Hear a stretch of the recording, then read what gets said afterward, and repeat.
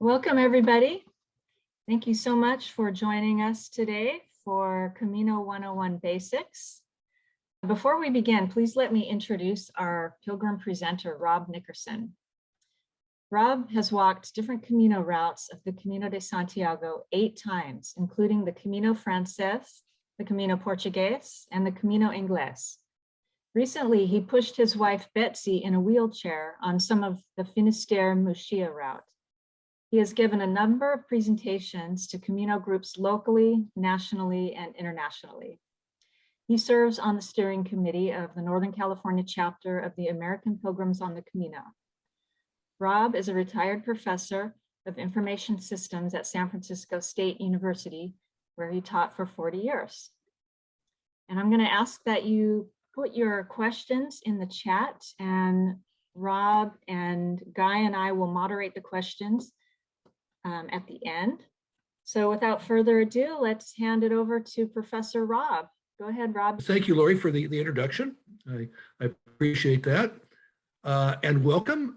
This is a presentation on Camino Basics. As I says, everything you need to know to start planning a walk on the Camino de Santiago.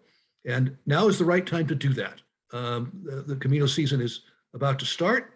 I hope it will be better than last year.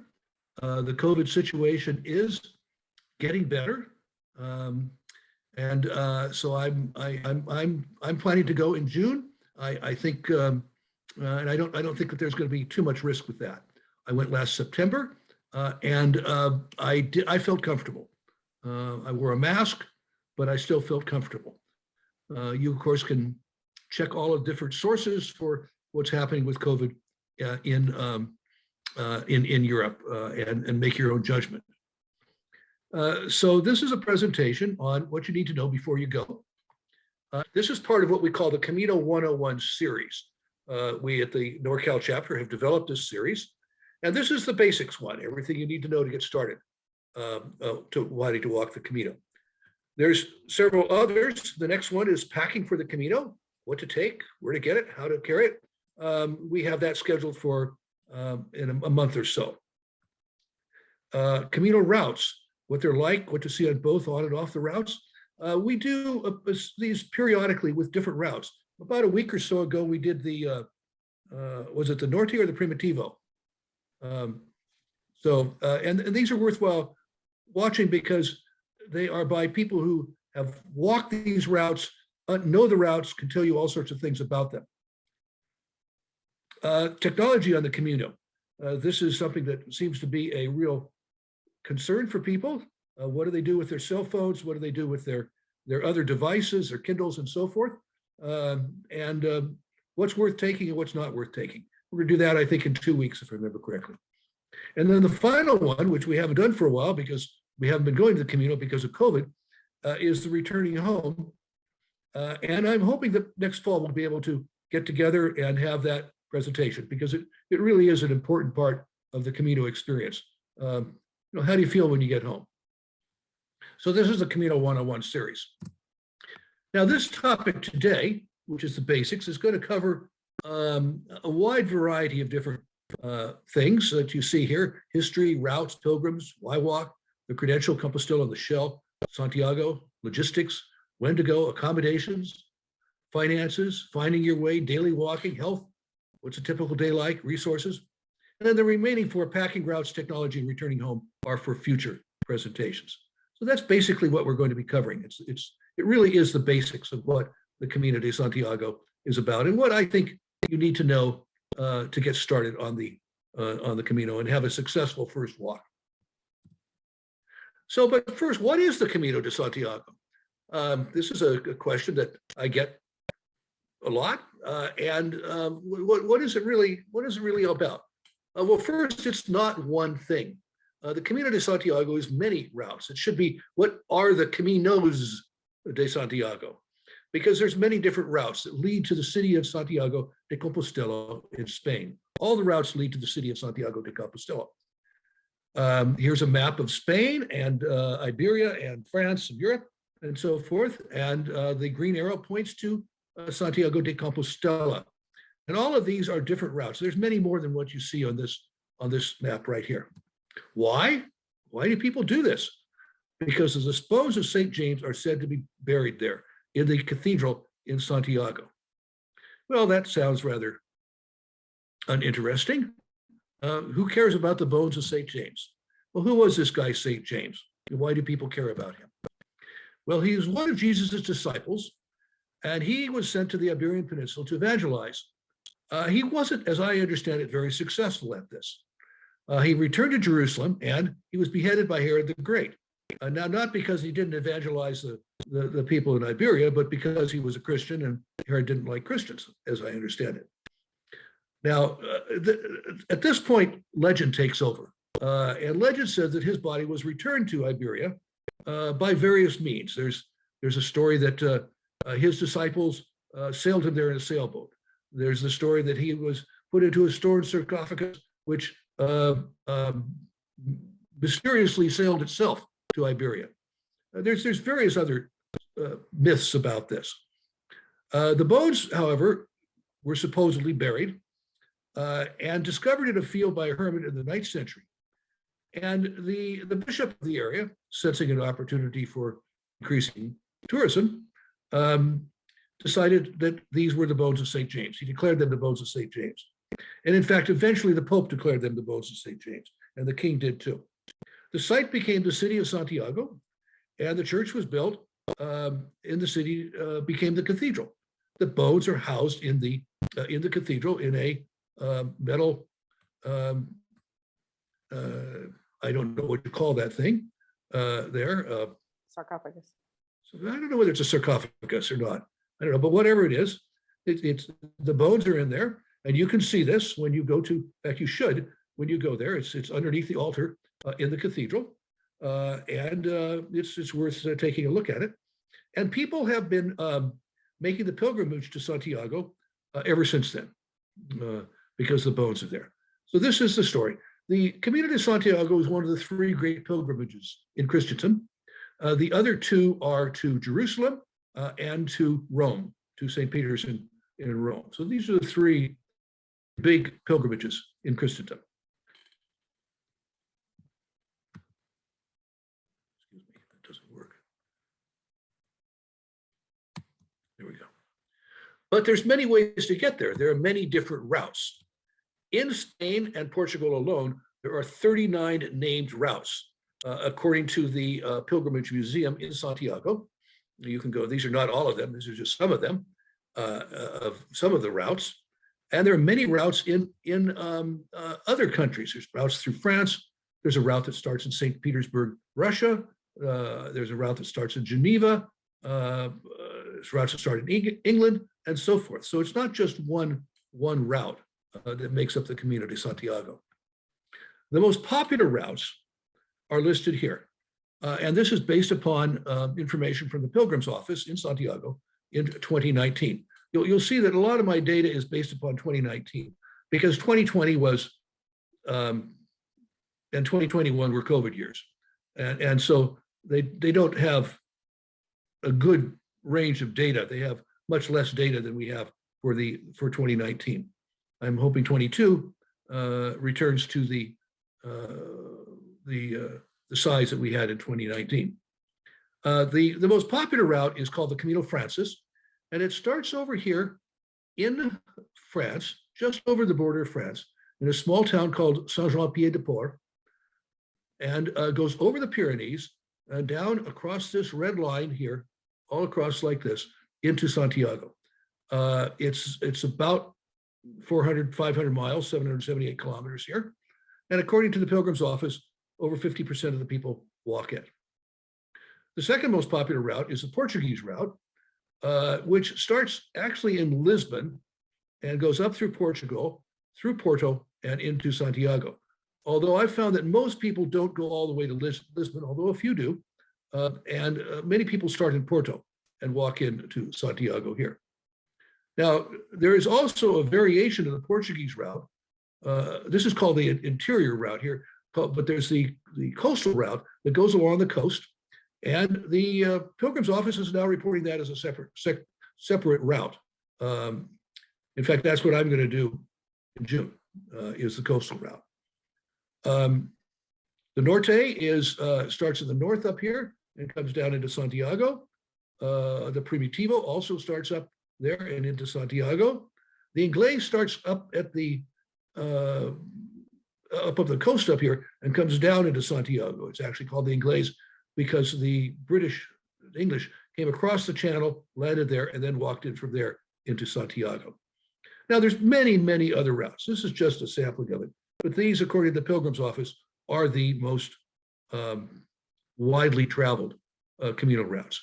Most of the time, when a newbie says he or she is going to do the Camino de Santiago, they mean they're going to walk the Francis. Although I know some people who are newbies but have never walked the Camino Francis. 5 of these routes actually end in Santiago. They're the Francis, the Portuguese, the Inglés, the Finisterre, and the Sanabres. The Finisterre is a route that goes over to the sea over here on the side. All of the other routes connect to these at some point. None of the other routes actually physically end in Santiago.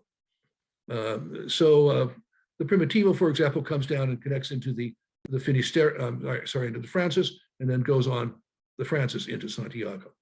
So those are the 5 that finish in Santiago. Now, who are the pilgrims? Anyone who walks the Camino or travels in any way on the Camino, no matter what the reason, is called a pilgrim. All of us are pilgrims. In fact, I consider you on this presentation to be a pilgrim if you've decided that this is what you want to do. I think you start being a pilgrim as soon as you make the decision that you're going to do this. Some demographics on the pilgrims. Again, this comes from the Pilgrim's Office. Most are in the 30 to 60 range. Here, a number under 30, a number over 60. It's almost evenly split between male and female. Although I've felt that when I'm walking that I see more women than men, but I'm not counting. It just appears to me. And the nationality, obviously, mainly Spanish because it's in Spain, Italian, Germans, and so forth. Americans usually come in at around 5 to 6%. And as a political statement down here, I've included the Ukrainians in this. It's not a very large number, 0.3%, but there's 1,000 of them, and I'm really glad that they've been able to do that. There's more data on the Pilgrim Office website. They have all sorts of statistics here. The number of pilgrims in the Middle Ages, according to the reports that I've read, there were in the Middle Ages 1 million pilgrims a year that would do this, as I understand it. It was extremely popular, and they came from all over Europe. This image right here is from the Pilgrimage Museum. I included here to show what I guess pilgrims used to wear when they walked the Camino. The number of pilgrims in 2019 was 347,000. It's quite a large number. And this image down here shows what modern pilgrims look like. Pilgrims travel in a variety of different ways. The vast majority are on foot, but you can also travel by bike, a few by horse, a few by boat, and a very small number by wheelchair. And again, this information comes from the Pilgrim's Office. I'm not sure where the boat connects in, but that's the way that some people can do it because there's not actually water in the city of Santiago. I think you take a boat up to a certain point and you walk the last segment of the Camino. But you do run into people on bicycle all the time. The vast majority are walkings. Why do people walk the Camino de Santiago? Well, the Pilgrim's website publishes very limited information about this, and I always was disappointed in it. And since I'm a retired university professor, I like to go out and gather my own data. So I did a survey in a couple of years ago where I had nearly 500 responses and asked, why do people walk the Camino? And these were the results that I got. 18% for religious reasons, 42% said spiritual reasons, I don't know what that means. Personal growth reasons, health reasons, recreational reasons, tourism, don't know. And other reasons, there was open answer was 9%. And there could be multiple answers to this particular question. So, but this gives you an idea that the reasons why people do this are not necessarily religious. You don't have to be religious to walk the Camino de Santiago. You don't have to be Christian to walk the Camino de Santiago. I've met Jews, I've met Hindus, I've met Muslims, I've met Buddhists on the Camino. I've met atheists on the Camino. I've met everybody.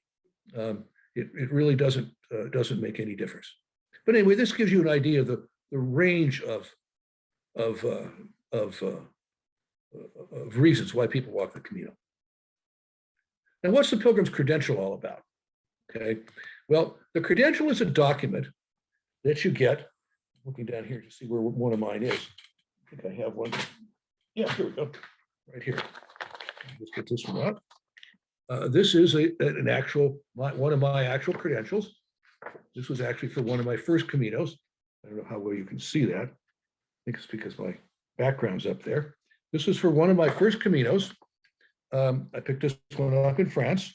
And you carry this with you, and as you travel, you get it stamped. You pick these up they usually cost €2 or €3 at various places, and you get stamps along the way. A stamp is called a sello in Spanish, and the sellos represent the location.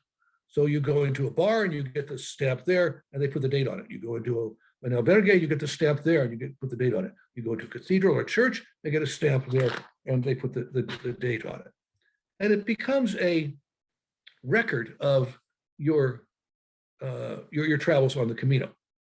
You can get stamps just about any place. They're all over the place. So it's very easy to get stamps. All you got to do is walk in someplace and hold up your credential, and they'll pull out their stamp.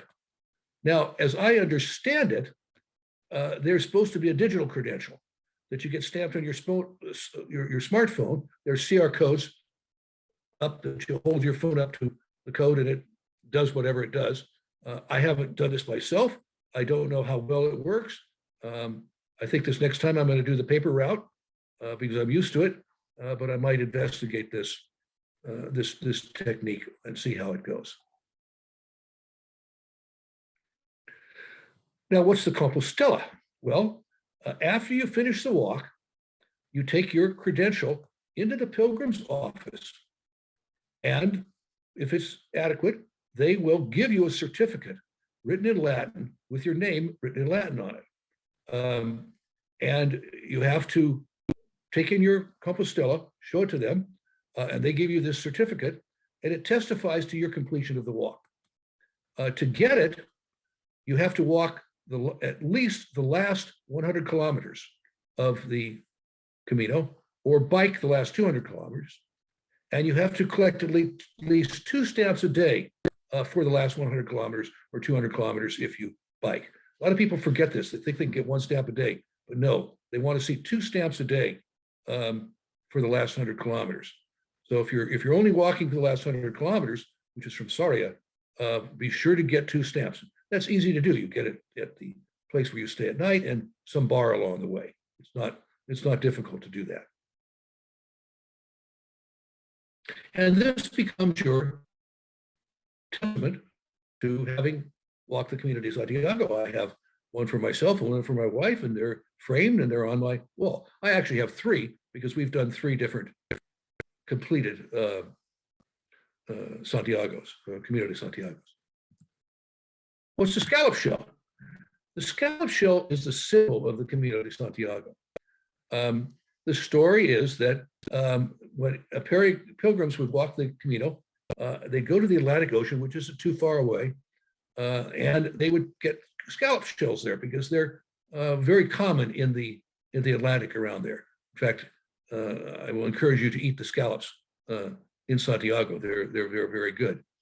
And so they would get the shells and they would carry them back with them to their home to show that they have in fact been to Santiago. Now, I don't know if that's true or not, but that's the story that most people tell about the scallop shell. But you see this symbol all over the place, and you see it in very stylized forms on walls. This is one in the pavement in another town that I took a picture of. They mark the route, okay, and almost all pilgrims carry them from the start of their pilgrimage. So I got my first shell. I have a number of them, but I got my first shell in Saint-Jean-Pied-de-Port, and I still carry that.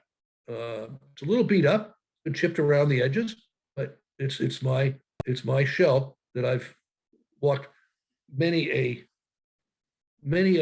trails on, many routes on the Community of Santiago with that shell. And most pilgrims put it on their backpack someplace. It's quite interesting because when you're not in Santiago, people will ask you what the shell is about, gives you an opportunity to explain what it is and what the Camino is and so forth. Excuse me. So it identifies you as a pilgrim. Now, what's Santiago like? This is where you end up. There's lots of towns along the way, and I could spend, hours talking about Burgos or Leon or Logroño or any of the little villages that I've walked through and how absolutely neat they are and the experiences that I've had at these villages. But I'm not going to. We do have a talk about the Francis where we talk about those, and in our presentations about other routes, we talk about some of the other towns, but they all end up in Santiago. So let me just spend a minute on Santiago. I love Santiago. I think it's a great city. It's vibrant. There's many pilgrims there, and it's worth staying for several days. I find pilgrims that they come in, they look around for half a day, and then they're gone. I think that's a shame to do that because there's so much to see there. There's so much to do in Santiago. There, of course, the cathedral, which is the goal of the Community of Santiago. The Pilgrim's Mass is at 12 noon every day. I'm not Catholic, but I've been to the Mass many times. It's a beautiful, beautiful service. And at the end of the Mass, there is often the botafumeiro, which is a large censer in which incense is burned as it swings over the congregation. I have an arrow pointing to it right here. It's a little hard to see. It goes all the way up to the ceiling on both sides. It is not every day, and you don't know what day it's going to be. I haven't yet figured out exactly how it's decided whether the botafumeiro will swing that day. I've been told that if you want to pay 200 or 300 euros, they'll do it for you or your group. I think that's one of the reasons. But I don't know whether there's any other rules about when it swings. I've heard that the 7 o'clock Mass on Friday, they swing it, but I won't guarantee that that's the case. So, but it's worth going to the Mass several times to see this incredible thing that takes place at the end of the Mass. What else is there to do in Santiago? Oh my goodness, this list goes on endlessly, but there's plazas all over the place. This plaza that you see right here is Obriduoro, which is the main plaza in front of the cathedral. Everybody ends up there that walks in. Everybody drops their backpack on the ground and sits down and looks at the cathedral. It's full of pilgrims doing that. There's lots of old streets. You see one down here. There's bars. A bar is a cafe. They don't use the word cafe in Spanish. They use the word bar, but it's the same thing. Restaurants all over the place, many of which are outdoors, like this one here. Shops, lots of shops selling tourist trinkets, but also lots of shops selling other interesting things. I've bought several interesting cooking items in Santiago. Markets, there is a main market every day near down the center of Santiago. Food market, it's really quite interesting. Museums, I already mentioned the Pilgrimage Museum, which is, I encourage you to go to. I think it's definitely worth a few hours wandering through. Music, there's musicians who play in the street and street performers. You see them all over the place. There's concerts. When I was there in September, right. The entrance to the cathedral is right here in the back behind this. And there's steps. People were sitting on the steps, and right in front of the fountain was an orchestra that was playing several days a week. It was really quite nice. There's lots of side trips, so other places where you could go. And of course, my favorite thing is people watching. Just sitting there, watching the people up and down the streets and what they're doing. So I enjoy sitting in a cafe and having coffee or a beer or whatever it is, and watching the people go through, and then talking to the pilgrims who sit down next to me. Lots of conversations like that. What about the logistics? Okay, having some. There we go. Well, you get to Europe, the regular flights from the U.S. to major European cities. I list Madrid, Paris, and Frankfurt as major entry cities to Europe, but there's others that you can fly into. I fly from San Francisco, so I find it convenient to fly to Frankfurt because there's nonstop flights from San Francisco to Frankfurt, several a day, and then from there I take a local intra-European flight to wherever my starting point is. I'm going to be going straight to Santiago this time, so I can fly Lufthansa from the Frankfurt airport to Santiago. I've flown to Madrid, and I've taken the train from there to wherever my starting point was. I think of that trip, Burgos. I've never done the Paris route, but a lot of people do that. There's a train from Paris that goes down to the south of France, and then from there you can take a local train to get to Saint-Jean-Pied-de-Port. That's a common route that people follow. Within Europe, there's intra-European flights. Iberia, which is a Spanish carrier, Lufthansa, which is the German carrier, EasyJet, which is sort of like the southwest of Europe, and there's other inexpensive carriers. Renfe is the train system in Spain. I find it fine. Also is the main bus system in Spain. There's other bus systems, but that's one of them. You can go online and take a look at their routes and buy your tickets online. So these are ways of getting around in Europe. I've used them all, and so they work. To return home, you can fly out of the Santiago airport. Santiago has a nice little airport. It's relatively new. It's efficient, so I've flown out of the Santiago airport to another airport, usually Frankfurt, and then from there caught a transatlantic flight back to the United States. So that's the common way. But a lot of people will take a train too. They might take a train to some other place. They may want to stay in Europe for a little longer, and it's really up to you. There's a new high-speed train from Madrid to Santiago, which I haven't traveled, but I've heard it's really very nice. It's 3 hours from Madrid to Santiago at 190 miles an hour. It's supposed to be a pretty spectacular train. Now, jet lag is the ultimate problem. I'm sorry, I have no solution for it. If I did, I'd be selling that solution on the street and making a lot of money. There's nothing if you have a solution, that's great. Do you need to speak Spanish? No, you don't need to speak Spanish. Everybody, not everybody, but most everybody speaks English. I find that a few polite words are nice. Hola, which means hello, buenos dias, buenas tardes, adios, por favor, gracias, si, no. I think these are a few polite words are nice.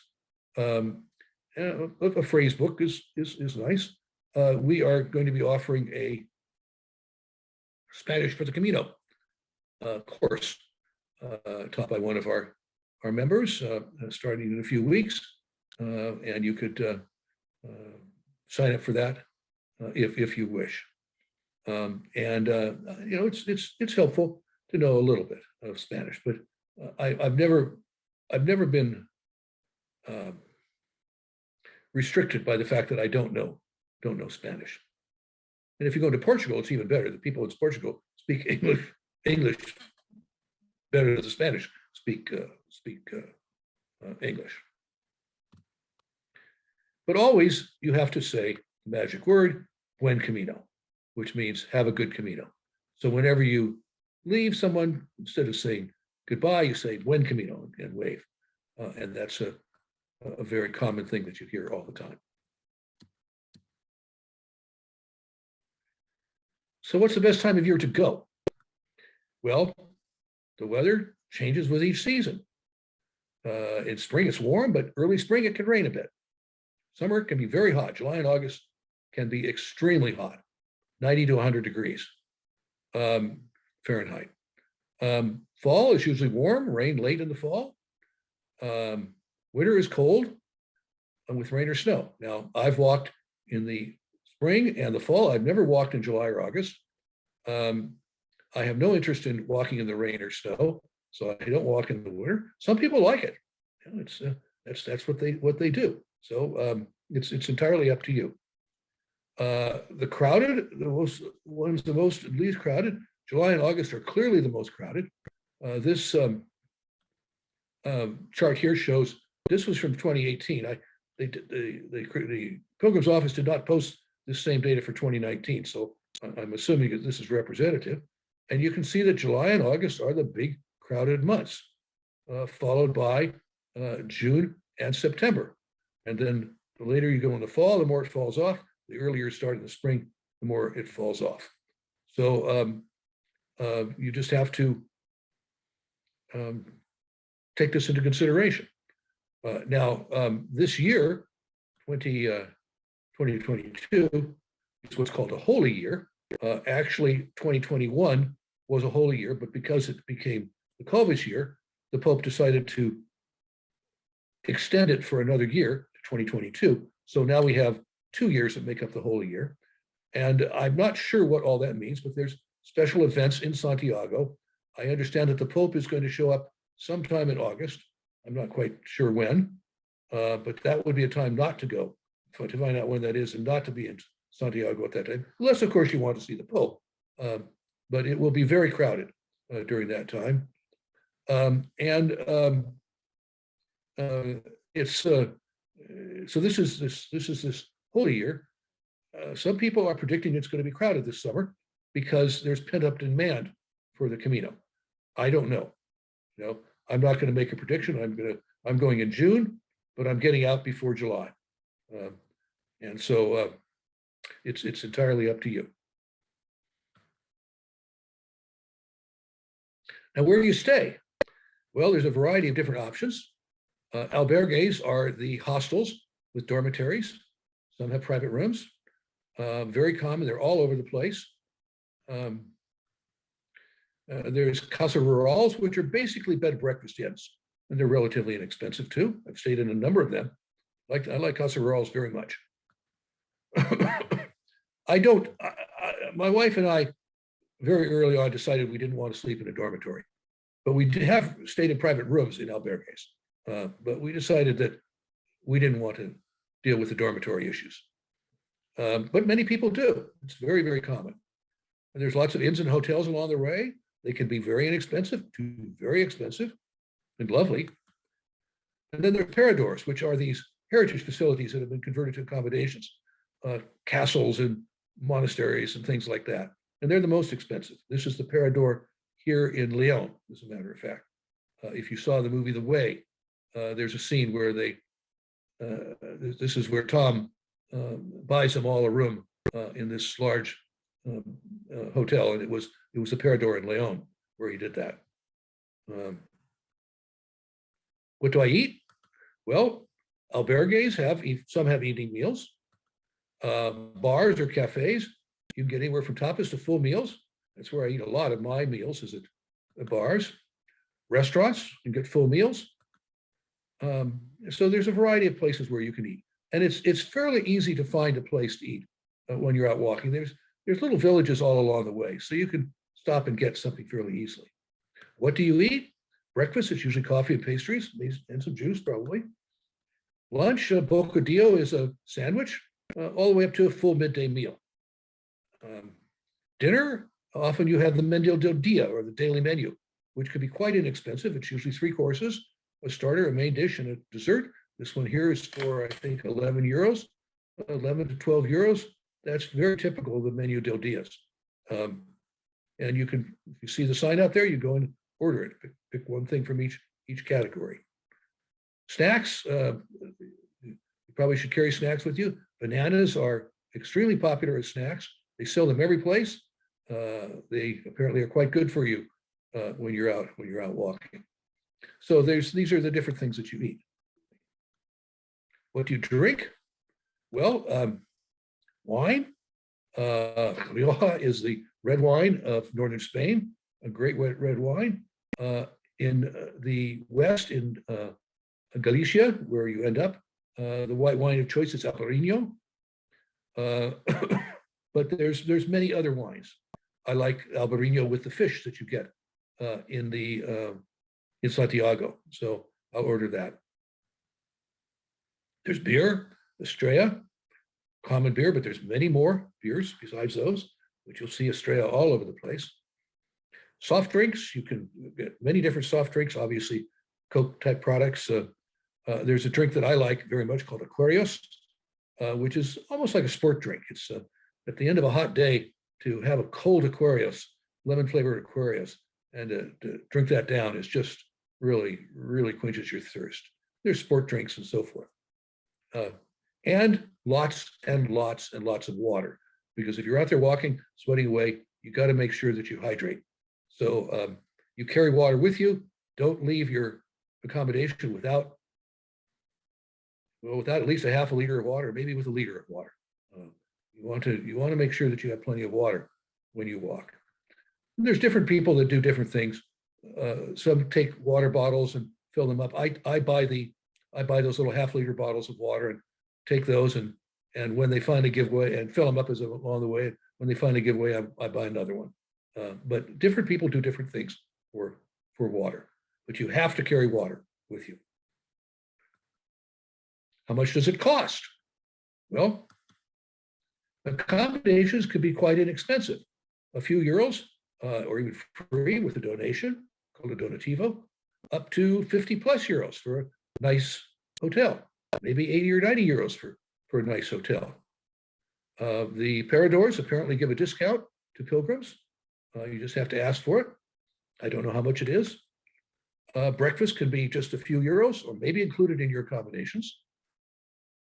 Lunch could be a few euros, or if you have a big lunch, more. Or if you picnic, it's quite inexpensive. I do a lot of picnicking. I take bread and cheese and fruit and sit on the side of the road and have my picnic that way. Dinner can be a menu del dia, 10 euros up to a very expensive meal. Or in some albergues, you can cook the meal yourself. So the cost of dinner can vary tremendously. This all depends upon your personal preferences. So I think a reasonable budget is 25 to 30 euros a day. And I think that you can fairly easily get by on that.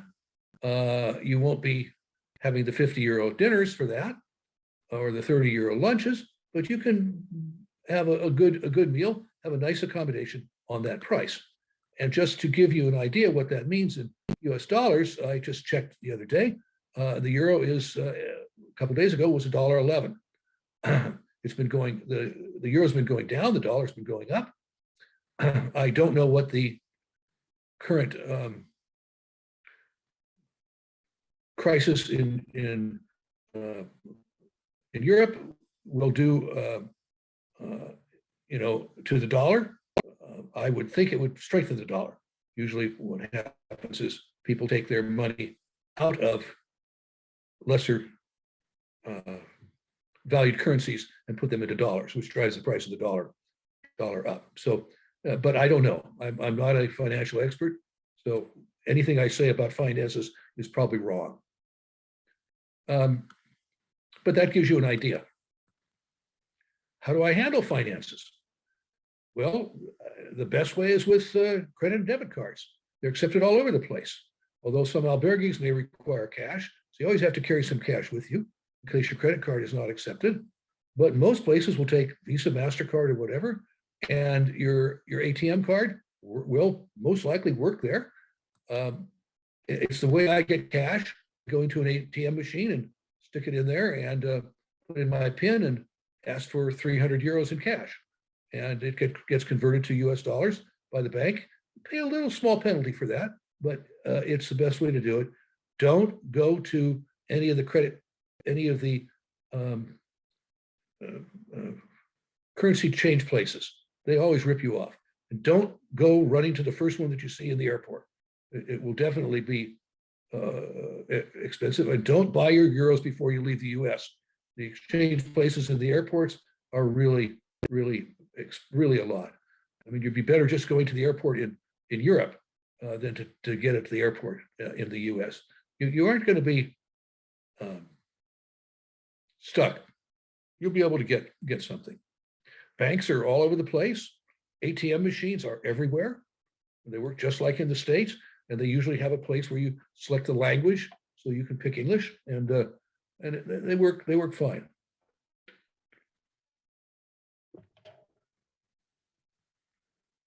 Cash, as I said, get from ATMs, not currency exchange offices. Those currency exchange offices are ripoffs, in my view. How do you find your way around? How do you find places to stay? Well, you don't need a GPS, okay? Some people take GPSs and detailed maps with them. You don't really need it. The yellow arrow is ubiquitous every place, and it is the direction that you walk. All you got to do is look for the yellow arrows and follow the yellow arrows, and you will end up in Santiago. Now, every now and then you might miss a yellow arrow. I've done that before, and I look around, I say, well, where the heck's the yellow arrow? And some Spaniard will come up to me and point me in the direction that I'm supposed to go. It's happened to me several times. And so I've never been lost. I've never needed a GPS. I do occasionally look at Google Maps, but not that much. There's lots of paper guidebooks. You might have heard about Brierley's guides. They're very popular amongst English-speaking pilgrims. The Confraternity of St. James, which is the British organization, publishes guides. There's the Wise Pilgrim guides, which are generally well thought of. You can buy those. Many other guides in English, and many available in other languages. I've heard that the German guides are very good if you speak German. The Germans love them. One non-English guide that I like a lot is Miam Miam Dodo. I don't know why it's called that. It's in French, but it's very easy to follow, and it has lots of details in it. But everything's done with little icons, so you don't really need to know French to be able to use Miam Miam Dodo. But I found it to be a very, very good guide, very nice maps and so forth. So don't let anybody tell you, oh, you got to have Brierley because it's the best. Brierley's good, but so are these other guides. There are many apps out there. The technology presentation a little bit later on is going to talk about some of these apps. So we'll go over some of that at that point. And you can decide whether you want to carry a paper guide or carry an app or carry a Kindle with a paper guide on it or whatever. Those are some of the options that are available to you. How far do you walk each day? I'm running out of time here. How long does it take? Well, the guides typically divide the Camino into stages. And the number of distance depends upon the guide, the route, and so forth. So as an example, Brierley's Camino Francis, 778 kilometers from San Juan de Puerto Santiago, 33 stages, 33 days. The distance varies from 18 to 30 kilometers. The average distance is 23.6 kilometers. So you can follow that guide if you want, but you don't have to. But that's a representative of it. You don't have to follow these stages. You can go out more or less. You don't have to start at the beginning of a route. You don't have to walk it all at one time. You can walk in sections. Europeans have a tendency to do the Camino in sections. Americans have a tendency to go over there and do the whole thing because it's expensive and time consuming to get there. But the Europeans will take a week this summer and 2 weeks next summer and a weekend some other time and eventually build up the Camino. That's actually what I did. I went over there a lot. But you should plan to rest a few days also. Don't just walk the whole time. Rest days are needed throughout the process. A lot of people say, oh, I can walk 14 miles. That's easy. That's true. It's not hard to walk 14 miles. The problem is walking 14 miles day after day after day after day after day. That's when things get to be a little bit problematic. I've found that a lot of people injure themselves. I walked into Santiago one time, the last 13 kilometers on the Portuguese. I did something to my leg, wrapped it up in an ace bandage, and I limped actually the last 13 kilometers. And when I got to Santiago, I looked around and half the people there had bandages someplace on their body. It seems like half the people walk injured in some way. So you just have to be aware of that. So you should walk what you feel is best. We often say it's your Camino. It's not mine. It's not somebody else's. You walk what you feel is best because it's your Camino. Should I train? I think so, yes. But obviously check with your physician first. If you Google Camino training plan, there'll be training plans. But yes, I think you should. You should go out and walk, and you should walk with your backpack and with your boots or your shoes. Is it safe? I think it is for the most part. You always, when traveling, you got to be aware of your surroundings. It doesn't matter where you are. Even in the United States, you have to be aware of that. Okay. I always put in the single woman issue here, and then Lori will come in here and say she's been a single woman over there many times. She's never had any problem whatsoever. And that's good to hear. I've never heard of a single woman having a problem, but I'm a bit of a worrywart. So, and at night, I've never had any problem. I've never known of a single woman having any problem at night, but still, it's a foreign country. The most common thing is petty theft. In certain places, pickpockets are common, but you keep your wallet or your purse stashed away someplace, and it won't get stolen. I've never been pickpocketed on the Camino. I've been nearly pickpocketed at other places in Europe. I've been smart enough to get away from it, but it does happen occasionally.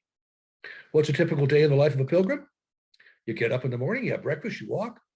You stop and have a mid-morning snack or coffee, you walk. You have lunch.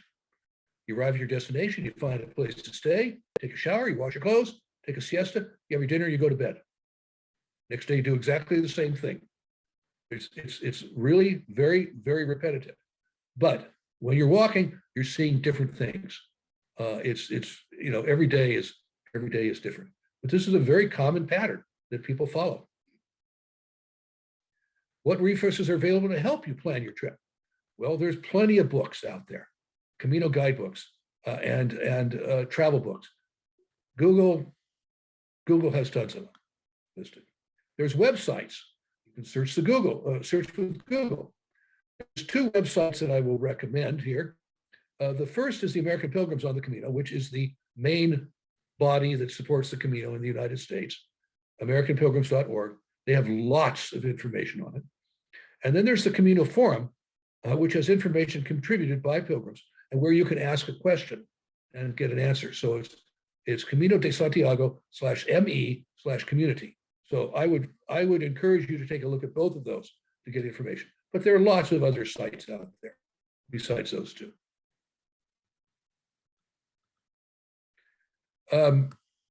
What do I take?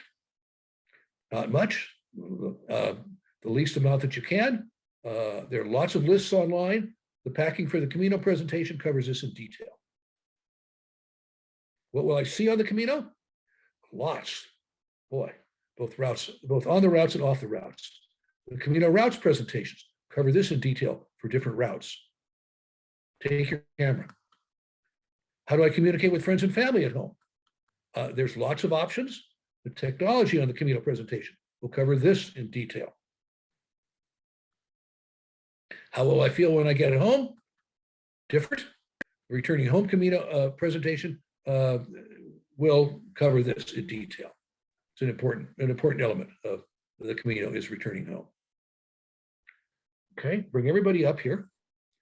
Oh, and now let me take a look at the chat. See what, oh my God, tons and tons of chat in here. Let me go up to the beginning and see what they got. Well, a few of us answered the questions in the chat Okay. already. Well, why don't But- you, Lori, since you know that, why don't you come down and tell me which questions have not been answered? Okay. Also, if anybody would like to ask Rob live, you can raise your hand and unmute yourself and you can ask him.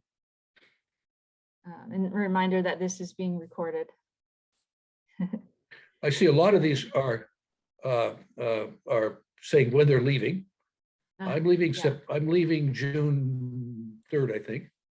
If I remember. Oh, Rob, the question, this is a good one. Is there a fee for the Compostela at the end? And you were there No. last fall. They are not charging. And did you get a distance certificate? Yeah, there's no, I've never been charged a fee. And the distance certificate I thought was free, but maybe they charged for that. What you do need to buy for 2 or 3 euros is a tube to put your Compostela in, because otherwise it'll get, wrinkled up and so forth. They do sell those, Yeah. but there is no charge from my experience.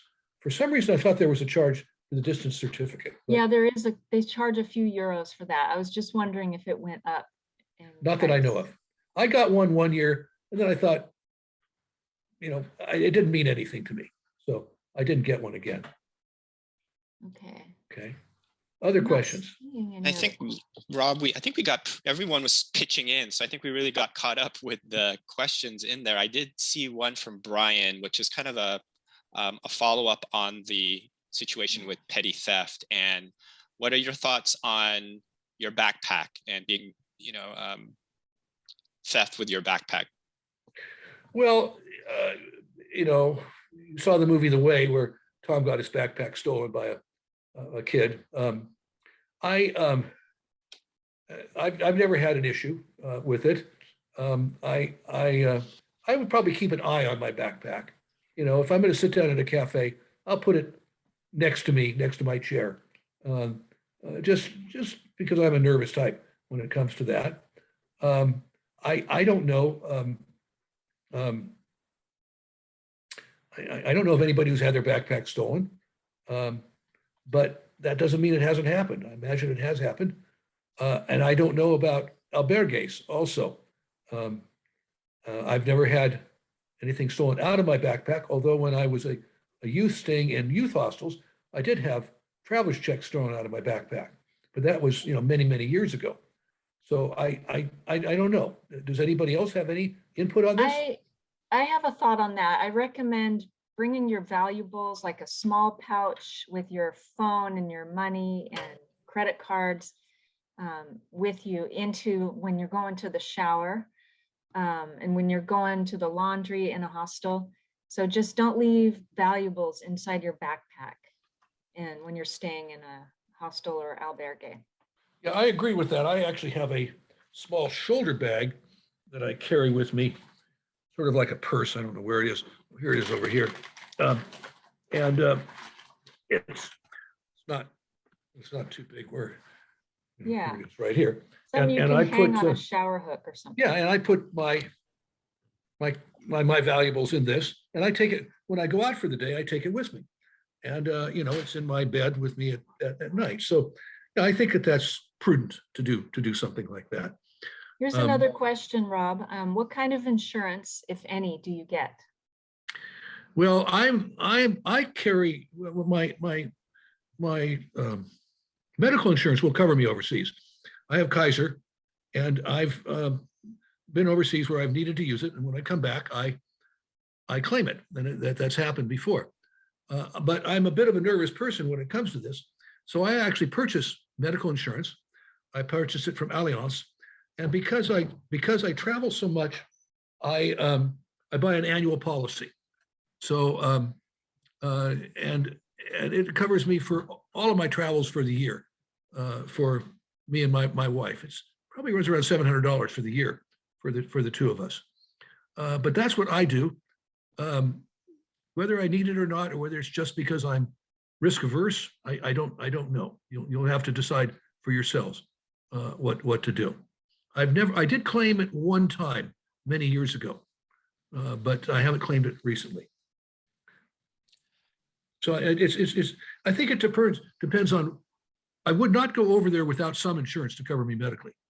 Okay, so you have to check with your policy in the States to see if it will cover international. Medicare does not cover international.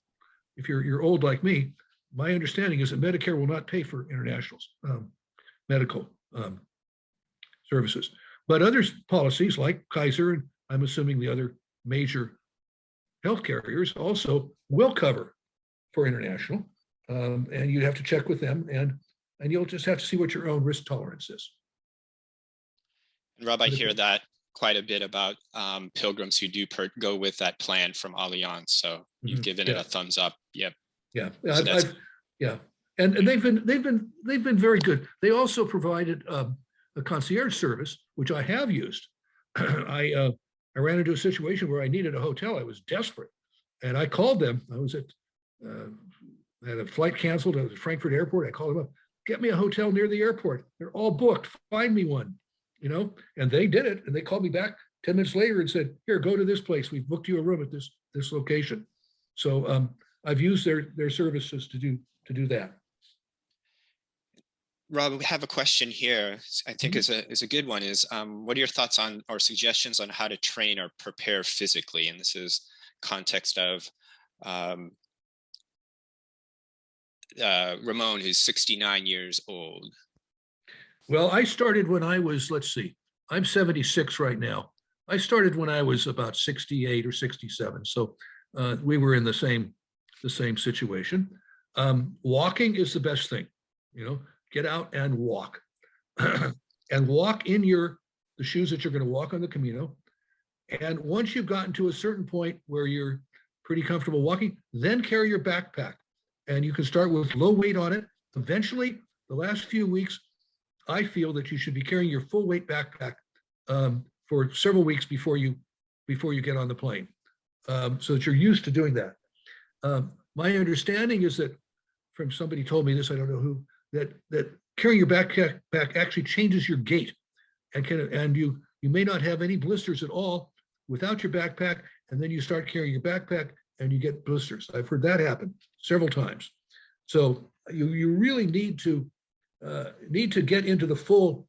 I feel I'm not an exercise expert at all, but I feel you need to get into the full swing of things.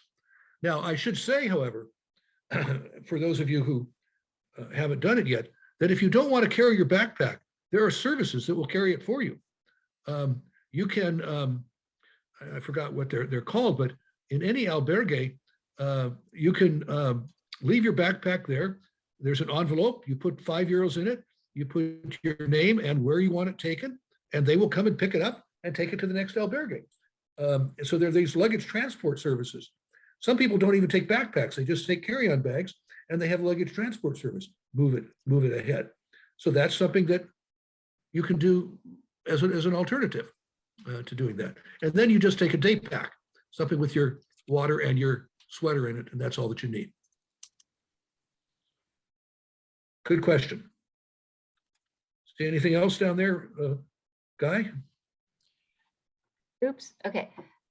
Walking sticks or no walking sticks? And Oh God. Yeah. I'm a strong believer in walking sticks. I think you're crazy to go on the Camino unless you're 18 years old to go on the Camino without walking sticks, and even 18-year-olds. They have saved my butt so many times on the Camino. As I understand it, they take about 30% of weight off of your knees and your ankles, your legs, and so forth. I love them. I suggest that you, if you live in the Bay Area, the San Francisco Bay Area, there's a woman here who offers walking stick courses. Jaya Polly does walking stick courses, and I strongly encourage you to take one of her courses. It's $50 or $60, and she will bring to the first course bags full of walking sticks, so you can try them and see which type you like. They vary. Walking sticks vary in style, and I have a particular style that I like. Well, you may not like what I like, so I'm an absolute believer in walking sticks. I couldn't do the Camino without them. Now, if you think you can, it's more power to you. I think I wouldn't want to do it unless I was, under 20.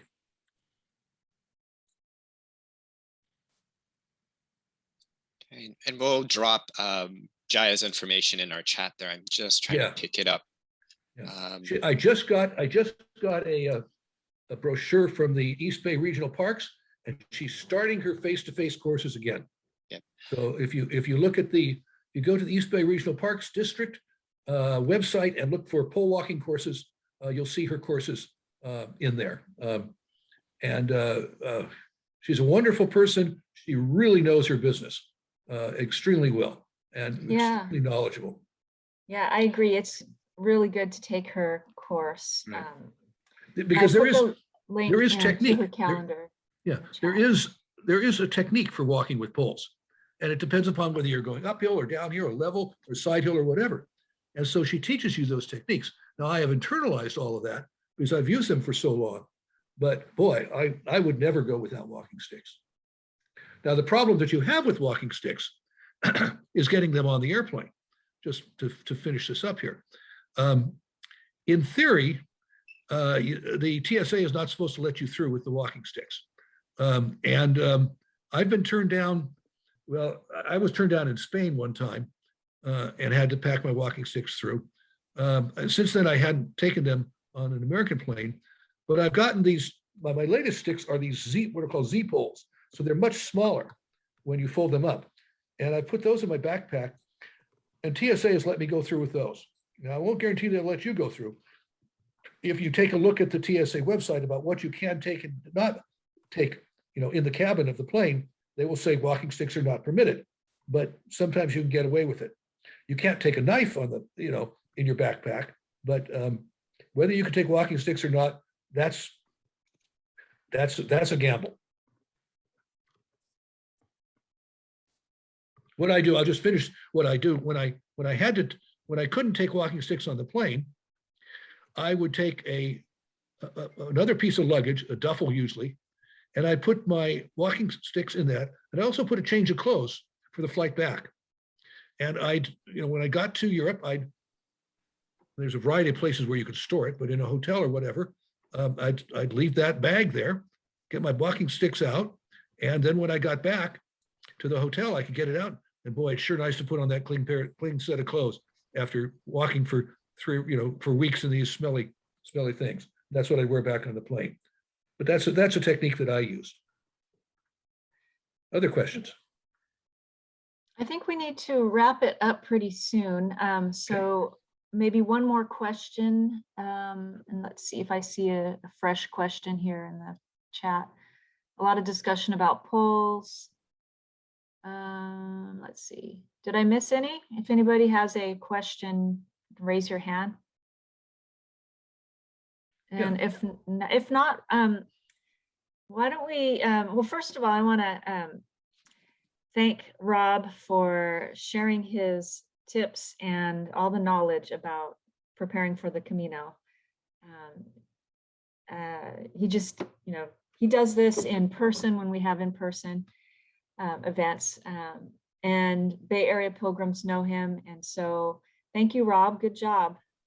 You're welcome. I've enjoyed it. Thank you all for signing up for this. And buen Camino.